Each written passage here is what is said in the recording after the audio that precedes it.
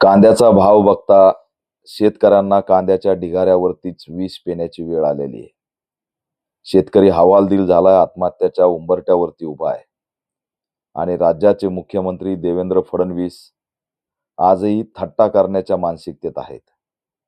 4 आणि 5 रुपये जर भाव कांद्याला असेल, तर शेतकऱ्यांनी जगायचं कसं हा प्रश्न त्यांच्या पुढे उभा राहिलेला आहे.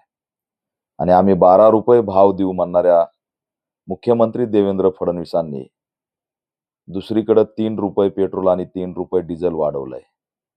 शेतकऱ्यांना हा 3 रुपयाचा ट्रान्सपोर्टचा बोजा त्याच्या खांद्यावर टाकलाय. 12 रुपयांनी जरी भाव दिला, तरी हे 3 रुपये शेतकऱ्यांनी आणायचे कुठून?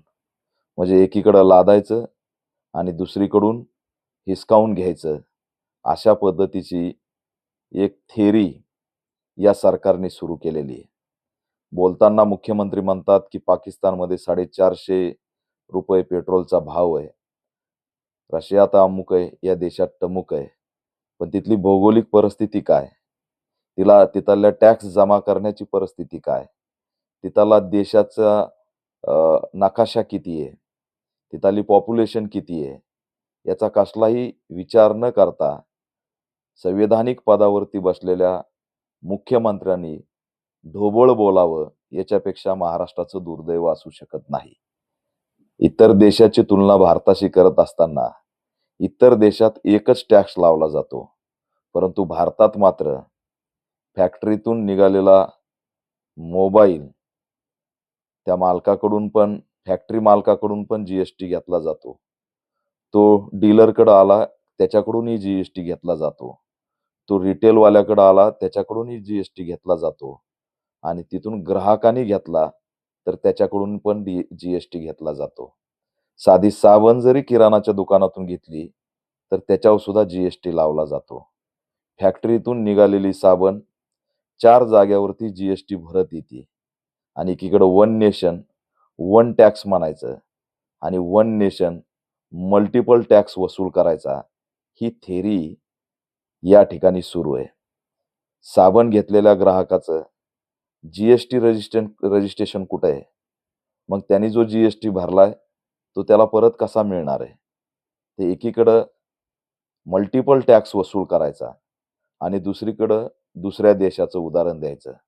दुसऱ्या देशामध्ये असा मल्टिपल टॅक्स वसूल केला जात नाही. त्याच्यामुळे तुलना करत असताना आपण एका मोठ्या संविधानिक पदावरती बसलोत, मुख्यमंत्री म्हणून बसलोत, ढोबळ बोलू नये.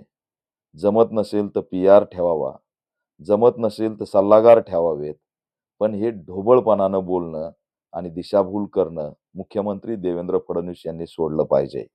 शेतकऱ्यांची थट्टा थांबवली पाहिजे. जाती-जातीत भांडणं लावणे, आरक्षणाच्या वर्गीकरणातून 2 जातींना एकामेकासमोर उभा करणं आणि महाराष्ट्रातलं वातावरण दूषित करून जिहादच्या नावाखाली, अनेक प्रकाराच्या नावाखाली स्वतःच्या पक्षाचेच लोक रस्त्यावरती उतरून कांद्याच्या भावापासून लक्ष विचलित करणं, शेतकऱ्यांच्या प्रश्नांच्या संदर्भात लक्ष विचलित करणं, हे अतिशय सुनियोजित धोरण या सरकारने राबवलंय. 12 रुपये कांद्याला भाव देऊन चालणार नाही. त्यात काही होणार नाही. आज 5 रुपये भावात शेतकऱ्यांवरती कांद्याच्या ढिगाऱ्यावरती विष पिण्याची वेळ आली आहे. आणि याला कारणीभूत राज्य सरकार आहे. हे पेट्रोल आणि डिझेलचे दर रद्द करा आणि कांद्याला मोठ्या प्रमाणात भाव द्या. कांदा जर विदेशात जाण्यापासून रोखला जात असेल, ट्रान्सपोर्ट रोखलं जात असेल, डिझेल आणि पेट्रोल वाचवण्याच्या नावाखाली कांदा बाहेर जाणार कसा? ट्रान्सपोर्ट रोखलं जाणार. मग शेतकऱ्यांचा माल कोण विकत घेणार? शेतकऱ्यांना त्यांचं अस्तित्व संपवण्याचाच अजेंडा राबवला जातोय का? असा सुद्धा या ठिकाणी शंका निर्माण झाली आहे. सन्माननीय मुख्यमंत्री देवेंद्र फडणवीस यांनी उत्तर द्यावं, की ते हे 3-3 रुपये जे डिझेल आणि पेट्रोलचे वाढवलेत, त्यातून निदान शेतकऱ्यांना तरी सूट देणार आहेत की नाही?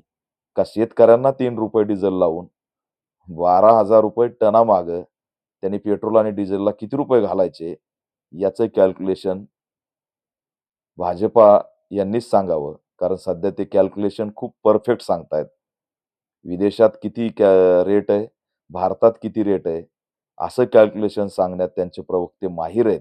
तर हेही कॅल्क्युलेशन सांगा, की ₹12,000 टनानी जर गाडी भरली, तर लिटर मागं ₹3 त्याला जर ट्रान्सपोर्ट करायचं असेल, तर किती पैसे द्यावे लागतात?